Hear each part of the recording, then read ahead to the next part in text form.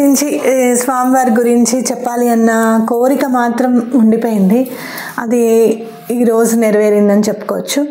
అంటే స్వామివారిని అసలు తీసుకొచ్చుకోవాలి అని అంటే చాలా కష్టాల్లోంచి అసలు అగమ్య గోచరంగా ఉన్న మా పరిస్థితులు జీవితాల్లో ఉన్నాయి అని అంటే ఎలా అయినా సరే స్వామిని ఆరాధించి బయటికి రావాలి అని చెప్పి స్వామి ఆరాధన చేయాలి అనే సంకల్పం కూడా ఆయన నుంచే జనించింది. శ్యామలమ్మ ద్వారానే ఆ ఆలోచన వచ్చింది. సరస్వతీదేవి ఆ స్ఫురణకి తీసుకొచ్చారు అని చెప్పి ఖచ్చితంగా చెప్పుకోవచ్చు. అలా నేను ఆరాధన మొదలెట్టిన దగ్గర నుంచి కూడా స్వామివారిని ఇలా తెచ్చుకోవాలి అని అంటే ఆ డబ్బులు కూడా పోగేసుకోవడం జరిగిందనమాట. వాళ్ళకి ఏం చెప్పాను అంటే, నా దగ్గర ఉంటే మళ్ళీ ఖర్చు అయిపోతాయండి, నేను ఇట్లా మీ అకౌంట్లో వేస్తూ ఉంటాను, మొత్తం కంప్లీట్ అయిన తర్వాతనే మీరు స్వామివారిని పంపించండి అని చెప్పడం జరిగింది. అలా చేసినప్పుడు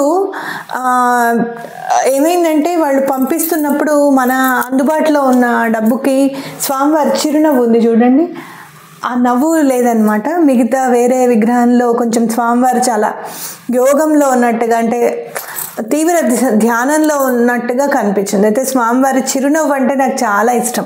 ఎందుకనంటే స్వామివారు అసలు నవ్వుతారా, లక్ష్మీనరసింహ స్వామి నవ్వుతారా అని నేను అనుకున్నప్పుడు నాకు ఫేస్బుక్లో కనిపించింది అనమాట. నవ్వుతూ ఉన్న చిత్రం కనపడింది. అబ్బా ఎంత బాగున్నారో స్వామి అని అనుకున్నా. అట్లా నవ్వుతూ ఉన్నదే కావాలి అని నా కోరిక అనమాట. అయితే వాళ్ళకి చెప్తే వాళ్ళు అన్నారు కదా, ఏమండి మీరు అనుకున్న నవ్వుతూ ఉన్న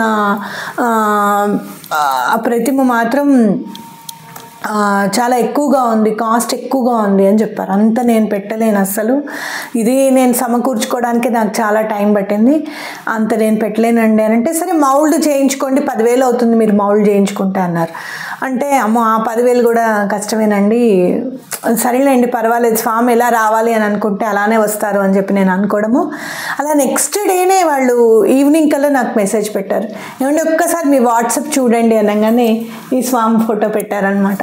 పెట్టి ఏమండి నవ్వుతూ ఉన్నది కావాలి అని అన్నారు కదా, ఇప్పుడు ఇవాళ మార్నింగే వచ్చిందండి, అది మీరు గుర్తుకొచ్చారు చూడంగానే, మీరు అనుకున్న ప్రైస్లోనే ఉంది అని. అమ్మయ్య, నవ్వుతూ కావాలి అని అనుకున్నాను, స్వామి అలానే నవ్వుతూ వచ్చారు అని చెప్పి నేను అనుకున్నాను.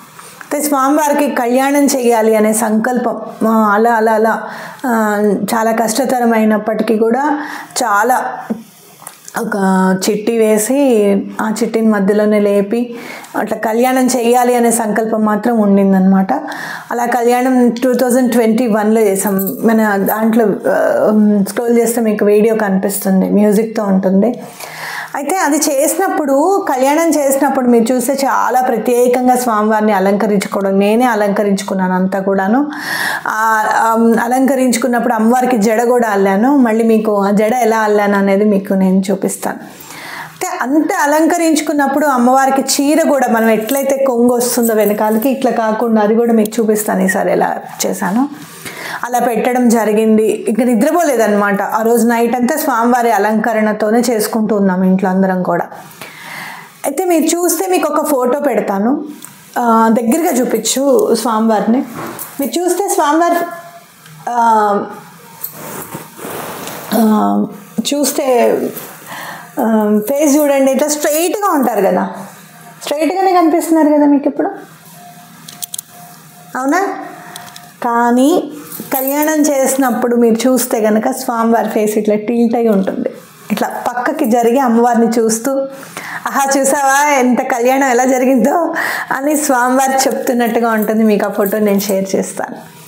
అంటే అది అయిపోయిన తర్వాత మీరు నమ్మండి, ఒక 3-4 రోజులకు ఫోటోలు చూస్తున్నప్పుడు అదేంటి స్వామివారి ఇది ప్రతిమ స్ట్రైట్గా ఉంది కదా, ఇలా పక్కకు తిరిగినట్టుగా ఉంది ఏంటని అనిపించి చాలా సంతోషం అనిపించింది అనమాట. అప్ప మనం కళ్యాణం స్వామివారికి సమర్పించుకోవడం, ఆ సేవ స్వామివారు స్వయంగా తీసుకున్నారు, ఆయన వచ్చారు కళ్యాణంలో, ఆయన కూర్చున్నారు అనేది మాకందరికీ కూడా చాలా సంతోషం అనిపించింది. ఈ విషయం చాలా రోజుల నుంచి నేను షేర్ చేసుకోవాలి అని అనుకుంటున్నాను. అయితే చాలా సందర్భాల్లో ఇలాంటి విగ్రహాలు ఉండకూడదనో, లేకపోతే మనకన్నా హైట్ ఉన్నవి అంగుష్ట మాత్రమే ఉండాలని చెప్పో ఇవన్నీ వింటూ ఉంటాము. నాకు మాత్రం ఇలా తెచ్చుకోవాలి అని అనిపించింది. అలాగే స్వామివారికి సేవ ఎప్పుడు కూడా జరుగుతూనే ఉంటుంది ఇంట్లో. అలానే నేనే నృసింహ సరస్వతి స్వామివారు అని చెప్పి స్వామి చెప్పడం జరిగింది నాకు. గాణగాపురం నృసింహ సరస్వతికిను మన లక్ష్మీనరసింహ స్వామికి అభేదం అసలు. అలాగే స్వామివారు మాకు సుబ్రహ్మణ్యేశ్వర స్వామి ఇంటి ఇలవేల్పు అనమాట.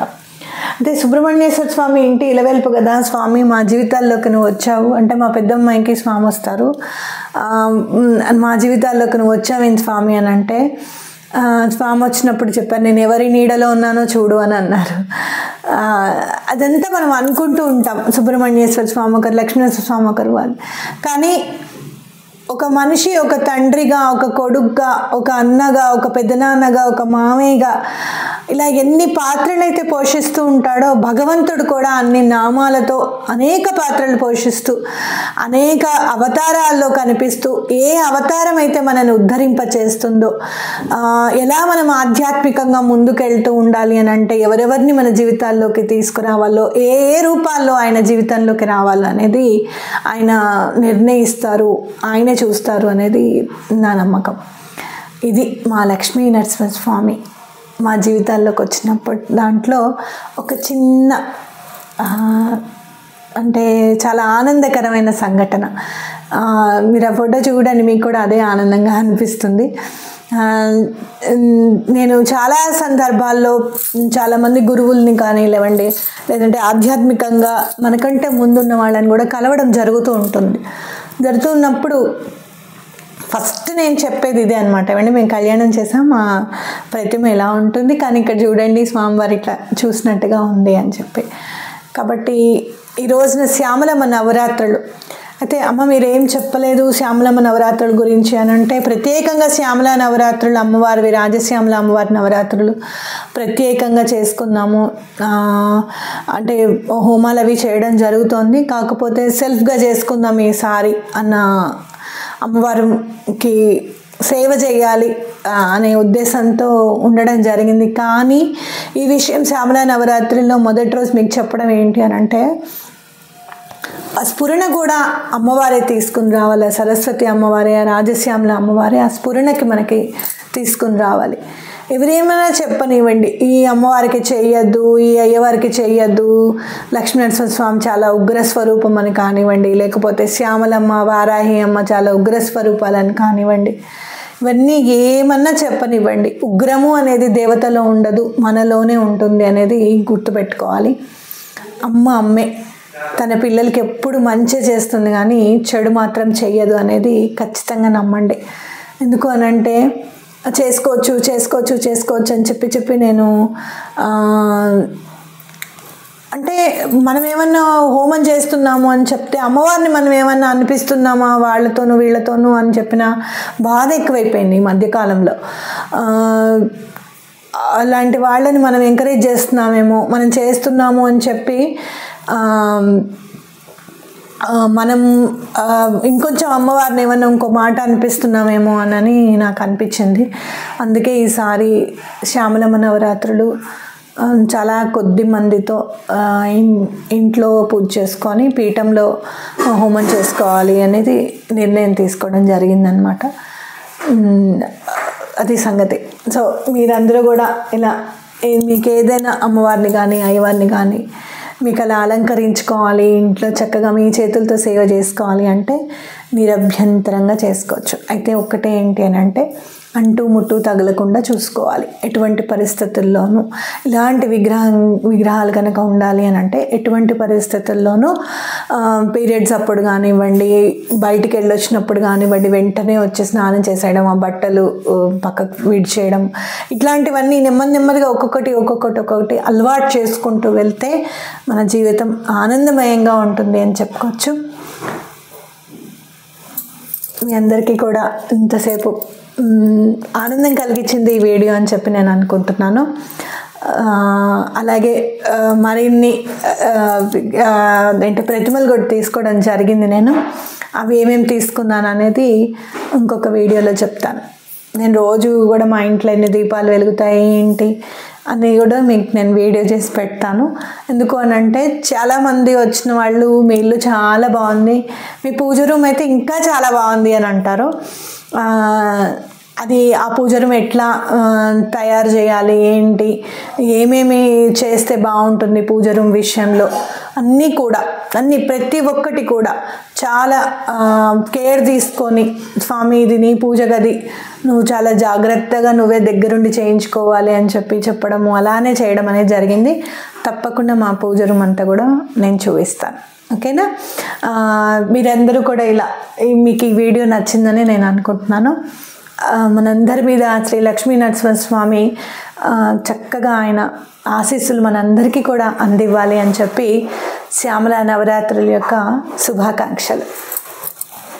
మళ్ళీ వన్ మోర్ మళ్ళీ మనందరి మీద లక్ష్మీ నరసింహస్వామి శ్రీ నృసింహ సరస్వతి స్వామి వారి ఆశీస్సులు ఉండాలి అని చెప్పి కోరుకుంటూ, స్వామిని ఎలా పూజించాలి, అమ్మవారిని ఎలా పూజించాలి అని ఆ స్ఫురణకి తీసుకొచ్చిన జ్ఞానశక్తి శ్రీ రాజశ్యామల అమ్మవారికి కూడా కృతజ్ఞతలు. ఆవిడ ఆశీస్సులందరూ కూడా అన్నీ కూడా మన మీద ఉండాలి అని చెప్పి కోరుకుంటున్నాను. మన ధ్యాస అంతా కూడా అమ్మవారి మీద ఈ 9 రోజులు మీరందరూ కూడా మనమందరం కూడా నిలవాలి అని చెప్పి కోరుకుంటున్నాను.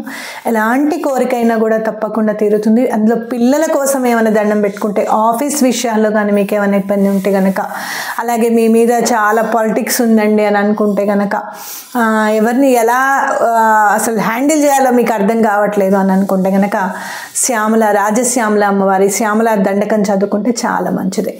మీ అందరికీ కూడా రాజశ్యామల అమ్మవారి నవరాత్రుల శుభాకాంక్షలు. ఉంటాను. మీ స్రవంతి.